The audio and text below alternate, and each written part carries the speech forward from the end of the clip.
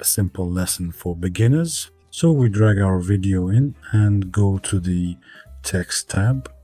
We add default text by clicking the plus sign, stretch out our text if needed.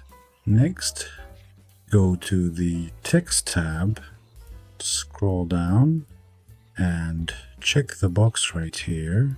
This option controls the curvature of the text. Here in this area, you can adjust the degree of curvature. Well, for example, like this, yes. Or like this, however you prefer. Next, you can edit whatever you need, like this.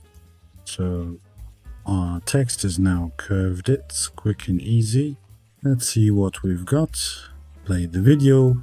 Perfect. Our text is curved just as we wanted. This is done quickly and easily. Like the video and subscribe to my channel. I hope this video helpful for you.